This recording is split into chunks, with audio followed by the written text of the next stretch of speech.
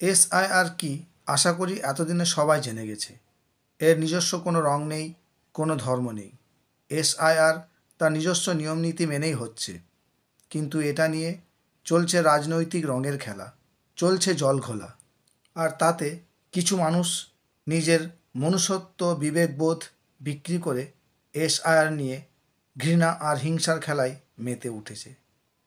আর এতে যোগদান করেছে তথাকথিত কিছু সাংবাদিকও।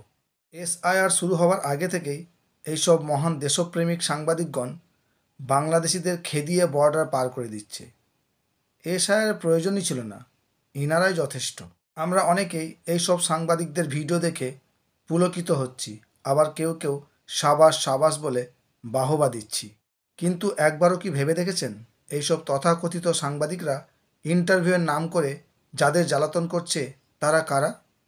তারা প্রত্যেককেই অসহায়, দরিদ্র, মূর্খ, যারা হয় বস্তিতে কিংবা এদো গলিতে কিংবা কোনো অস্বাস্থ্যকর পরিবেশে বসবাস করে। এরা দুর্বলদের উপর নিজেদের ক্ষমতা ফলাচ্ছে। যারা এসআইআর সম্বন্ধে বোঝে না, যারা ক্যামেরার সামনে কথা বলতে জানে না, তাদের উপর। এরা কেউ যাচ্ছে হিন্দু এলাকায়, কেউ যাচ্ছে মুসলিম এলাকায়। উদ্দেশ্য সবার এক, ভিউ বাড়ানো আর টাকা কামানো। বাকিটা আর বললাম না, বুঝে নিন। এখন প্রশ্ন হচ্ছে, বস্তিতে এবং এদো গলিতে বসবাসকারী গরিব অসহায় মানুষগুলো কি সবাই বাংলাদেশি?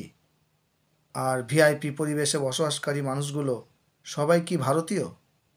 জানতে হলে সাথে থাকুন, অপেক্ষা করুন পরবর্তী পর্বের জন্য। ধন্যবাদ।